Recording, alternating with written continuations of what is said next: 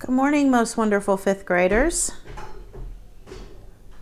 So, as I looked at our math book, did you realize that as of this week, we only have 13 math lessons left? Pretty exciting, isn't it? And the last, like several at the end are just general review. I probably won't even make videos for those because they're just review. And maybe I'll do a Zoom or something to see if you need any help with it. Wait, Ryden's asking me a question. Go ahead. Can I make myself some hot chocolate? Hot chocolate. Ooh. How about when I'm done this class here, I'll make you some. I'll make it for you. I can get it by myself. That's a little messy. No, I can get it. I'm going to make it. I can do it. I can do it. Shh, I want some too, so I'll make it. All right, let me finish this lesson. It I won't can take make very you long. some. Huh? I can make you some too. You can make me some too. It'd probably be good if we make it on the stove. You can do it with me. No, Okay? Let's just wait. We'll do it together. Okay? I'm gonna do it. I promise we'll do it together. Can Okay. I make my own? No. All right, so this lesson is about dividing. And sometimes when you divide, no matter how far you keep going out into the decimals, it just will not end. And so what they want you to do is to learn how to end it as accurately as we can possibly get if it doesn't end. Sometimes they're going to tell you to round it to the nearest tenth. Sometimes they might tell you to round it to the nearest hundredth or even farther. Okay, you might have a banana. Okay. So let's practice rounding before we do the division. So with these numbers here, we're going to round them to the nearest tenth. So just as a review, remember in the world of decimals, here's the whole numbers, right? Ones, tens, and hundreds. First place after the decimal is called the tenths. Remember that? Second place is the hundredths. Next place is the thousandths. Okay? And then the next place would be the 10,000ths. Okay? 10,000ths. And it just keeps going on for eternity, just like it does in whole numbers. But in this way, your number is getting smaller and smaller, itty bitty. In this way, it gets bigger and bigger, right? Remember that? All right, so if they want us to round it to the nearest tenth, then that's one place after the decimal. If they want us to round it to the nearest hundredth, that's two places after the decimal. All right, so if our number is 0.87 and we want to round that to the nearest tenth, we look at the 7 and say, does that round the 8 up or keep it the same? It rounds it up. 1.46, that 6 will round the 4 up.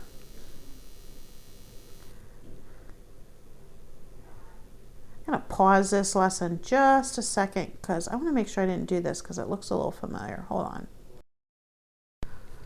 Okay, no, I'm back. I didn't do it. All right, 2.07. The 7 will make that 0 a 1. All right. What will that 4 do to that 5? Keep it the same, right? What will that 9 do to that 8? Round it up. All right, now let's round to the nearest hundred. So now we look at the number in the thousandths. That will be the determining change or not. So that 9 will change that 2 to a 3. So it's 4.63. And in money, this is where you would go to the hundredths, because in money you have two places after the decimal for the cents. What will the 8 do to the 4? Make it a 5. What will that 2 do? Nothing. What will that 5 do? Bring it up. What will that 4 do? Nothing. All right, now let's actually divide, and we'll have to do this. In number 3, they want us to round to the nearest tenth. So they want us to round to the tenths. That means we have to take it out to the hundredths, which is two places after the decimal, and then we'll round it up.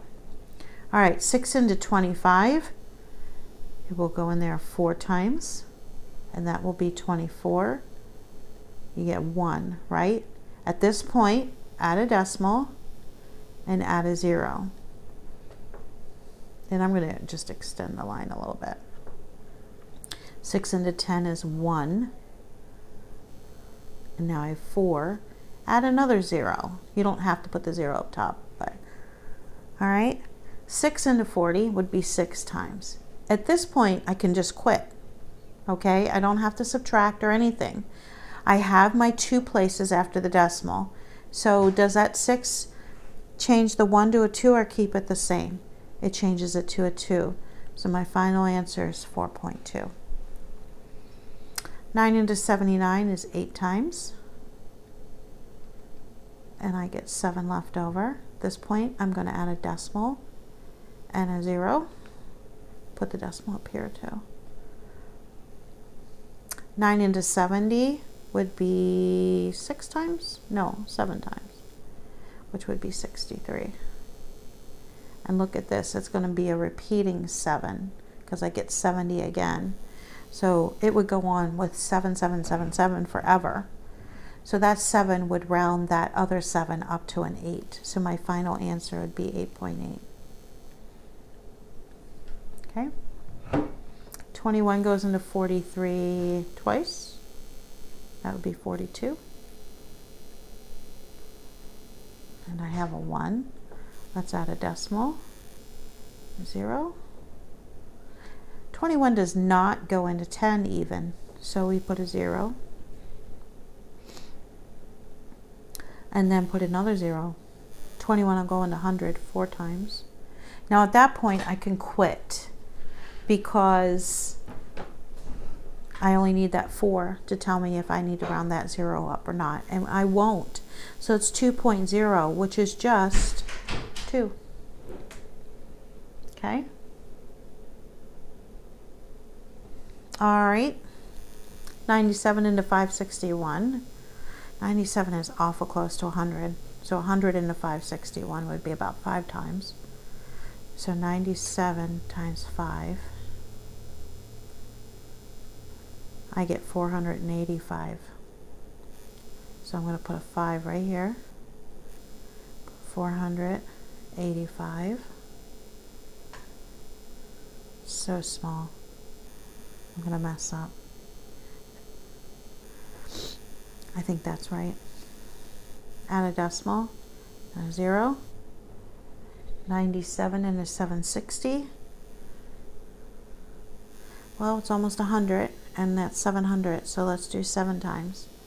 97 times 7. 63 plus 4 is 67.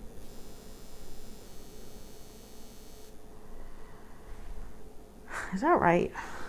That should be higher.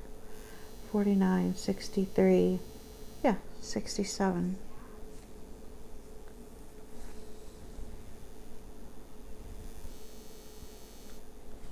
Then we'll subtract.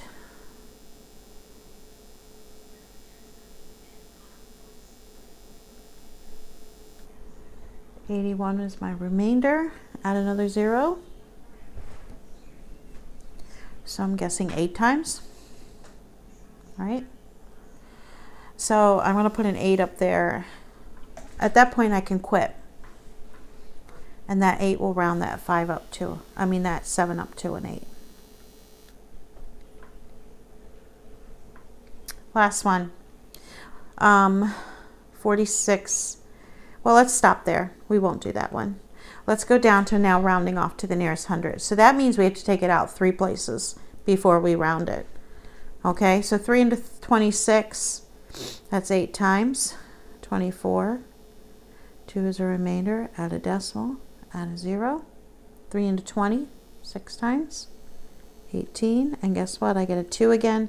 This is going to be a repeating 6 forever. So I only need 2 places after the decimal, so that 3rd place would round that 6 up to a 7.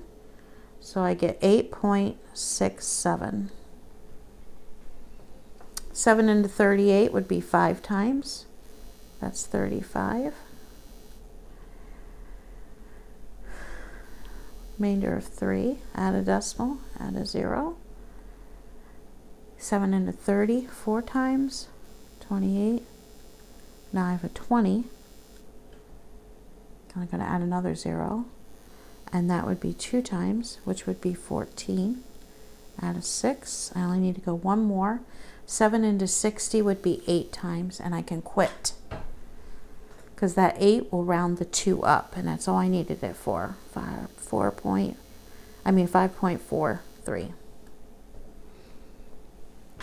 Now 38 doesn't go into 14 at all, so you right off the bat have to add a decimal and a 0, right?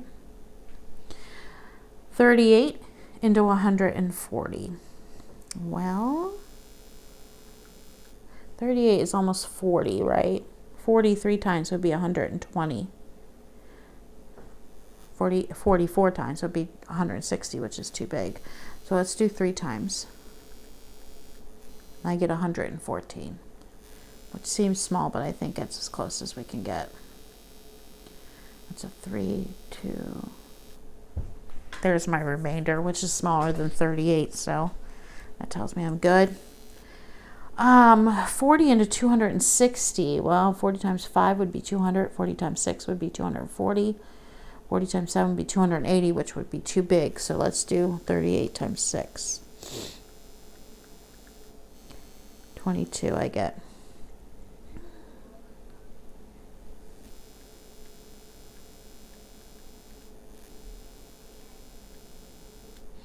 Get 32 as a remainder. Close, but oh, I forgot to put the 6 up there. All right, we need to go one more time. So 40 into 32, that could be 8 times, couldn't it? And I think I'll be good because it's smaller than 40. 8 times. 24. Yep, that'll work. So I only need to know that that's the 8. So at that point, the 8 will round the 6 up to a 7. So it's 0.37. One more, and then we'll go to the back. 51 into 8.7. Now we're already at a decimal here, but that's all right. 51 goes into 8.7 one time. And you can just put the 51 under here. You get 36. Add another 0. We don't have to add the decimal. It's already there. 50 would go into 360 like 7 times. That would be 350, right? So 51 times 7. Whoops. 357. If I ever go too fast, just pause me, okay? You won't hurt my feelings, because I won't even know. All right.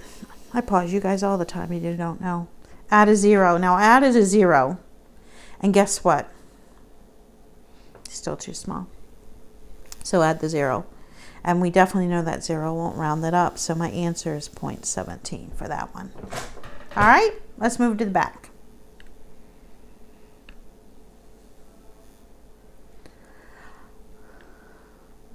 All right. Read the story problem. I know this is a review, but I think I'll do this with you up here. Benedict Arnold, who lived from 1741 to 1801, is remembered as America's general who turned traitor during the American War for Independence.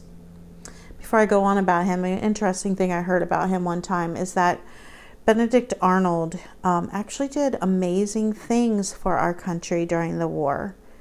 And he did a lot of really, really good things. But then at the end there, he went bad and he became a traitor. And unfortunately, that's all we remember him about. And I'm not saying we shouldn't, because that's a pretty big thing to turn traitor on your country. Just kind of a lesson in life. You can do a whole lot of good things, but there's certain bad things, man, that can just ruin everything for you. And that's how everybody will remember you. So something to think about with Benedict Arnold. Rather than being super critical of somebody, we can learn a lesson, right?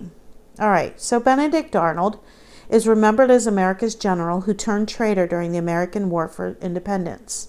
For 16 months, Arnold corresponded with the British. After his treason was discovered, he escaped to the British. Arnold demanded 20,000 pounds from the British for his losses, but received only 6,315 pounds. Pounds are their dollars.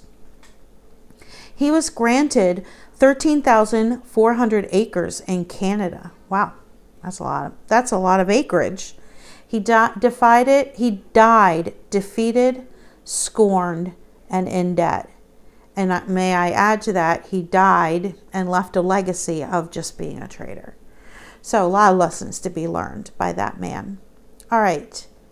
So the first question is, in what century was he? Oh, stop right there.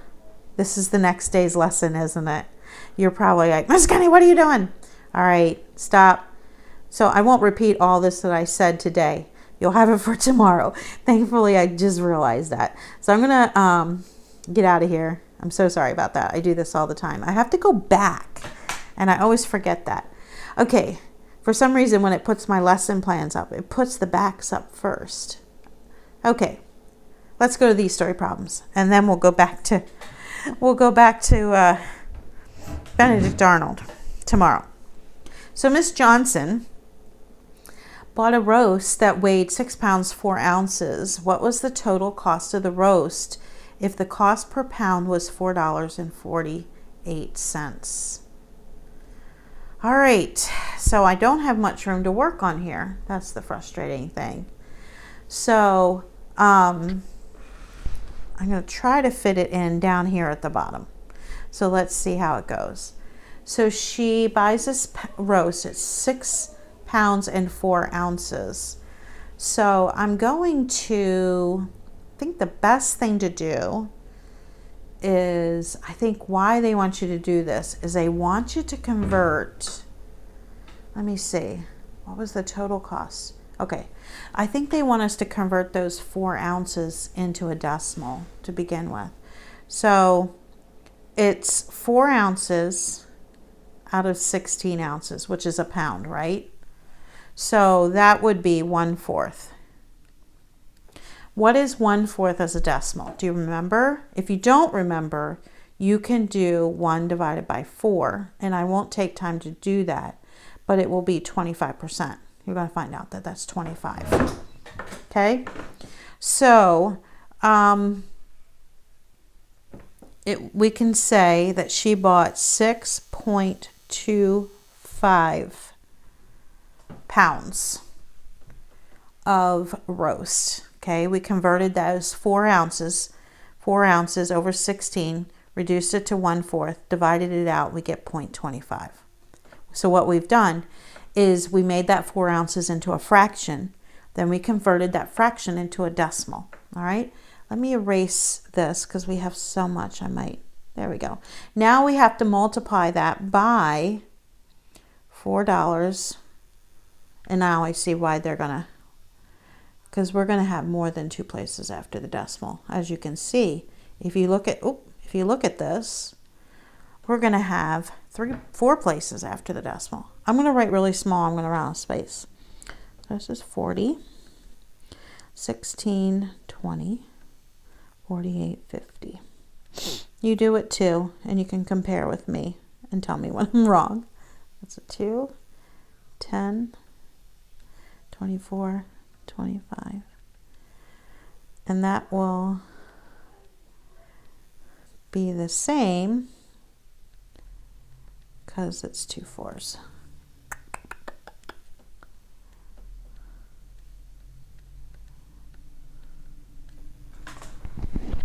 Okay, 4 places after the decimal. Well, we don't have to round because they're all, I can't write. So it's 28.0000, right? No zeros mean nothing. So how many dollars? $28. Okay. B, Miss Johnson also bought 1 3/8 pounds of carrots and 2 1/3 pounds of onions and 4 1/4 pounds of potatoes to cook with the roast. What was the total weight of the vegetables? All right, so let me erase this. At this point, we just have to add a lot of numbers with fractions, and we might have to get common denominators, won't we? I'm going to do this down the side here because I like to add fractions vertically. So I have 1 3/8. I don't know how I turned to green, but I did. 2 1/3, and 4 1/4. And they want to know the total. So we just have to add this up, right? Question is, what is our least common denominator? Well, 4 goes into 8, but 3 does not. So let me do the 8s. 8 times 2 would be 16. 3 doesn't go into 16. 8 times 3 is 24. Does 3 go into 24? Yes, it does. How about 4? It sure does. So 24 is going to be our least common denominator. Okay. Now we have to get our top number. 8 times 3 was 24, so 3 times 3 is 9. 3 times 8 is 24, so 1 times 8 is 8. 4 times 6 is 24, so 1 times 6 is 6. 9 plus 8 is 17. 17 plus 6 is 23 over 24. And then I have 7. So I have 7 and 23 over 24 pounds, which is almost 8, but they didn't tell us to round it, so we'll leave it. Okay? All right. The cookbook said to allow 3/4 pound of roast per person. Miss Johnson has 6 people coming to dinner. Will there be enough for her guests? So she needs 3/4 pounds for each person. So we're going to do 3/4 times the 6 to see how much we need. There's our problem. 3/4 times 6. Just cross cancel. And now I have 9 over 2. And that converts to 2 goes into 9 4 times. So I need 4.5 pounds of meat. Did she buy? How much did she buy? Well, look back in problem number letter A. She bought 6 pounds 4 ounces, didn't she? So does she have enough? She sure does. Miss Johnson's guests were to arrive at 6:15 p.m., but because of a bad storm, they were 2/5 of an hour late. What time did they arrive for dinner? So we have to figure out what 2/5 of an hour is. So what is 2/5 of an hour? Do you see what I just said? You can quickly convert this into a problem. 2/5 times, you see the of, 60 minutes. You know what I've done? I've converted it to pencil. That's what I did. 1, 12. What's 2 times 12? 24. So 2/5 of an hour is 24 minutes. So what time did they get here? So take 6:15 and add 24 minutes. We don't have to carry anything over. I get that they got there at 6:39. What about you? All right, I'm going to erase all that, and we'll go down a little bit further before I end this. Change to fractions. Be sure the answers are in lowest terms. So with 50 over 100, what is that? You all know that that's a half, don't you? 375. Okay, so we go 3 places into the decimal, which makes it in the thousandths. Okay, now we must reduce that. Let's divide by 5. Okay, 5 into 375 first. All right. Actually, boy, do we dare do it by 25? Think quarters, right? How many 25s are in 100? 4, right? So how many 25s would be in 300? Well, 4 times 3 would be 12. Plus 75 is 3 more 25s, right? So we have 12 plus 3, 15. Did I confuse you? I hope not. I like using 25s when we can. Quarters, I think quarters. So how many quarters are in, how many 25s are in 100? There would be 4, right? So how many 25s would be in 1,000? Just add a 0. 40.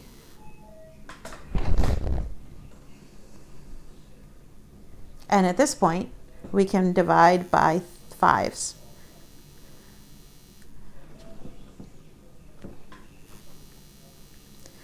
Let's do quarters for this one too. So we know if we do quarters, we end up with 8 at the bottom, right? But let's do quarters, because the other one was 1,000 too. So there's four 25s and 100, right? Or 4 quarters and $1. So how many quarters would be in $8? Or how many 25s are in 800? So it'd be 4 times 8 is 32. And then we have another quarter. We have 825, so we have one more quarter. So that would be, what did I say? 4 times 8 is 32 plus one more, 33. Am I right? I'm getting a little scary. Yeah. And then if there's 4 quarters in 100, there'd be 40 quarters in 1,000. And at that point, we cannot reduce that any further.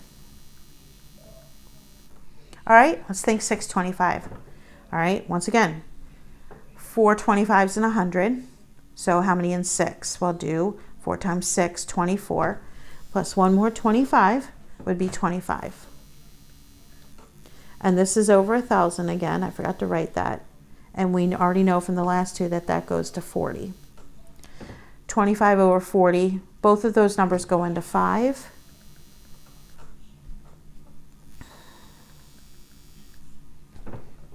All right, 550.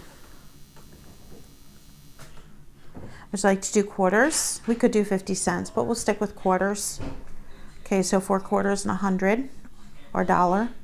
So 4 times 5 would be 20, plus 2 more quarters in this 50 cents. So 20 plus 2 is 22. And we know 1,000 goes down to 40. 22 and 40, I'm instantly thinking about 2s, aren't you?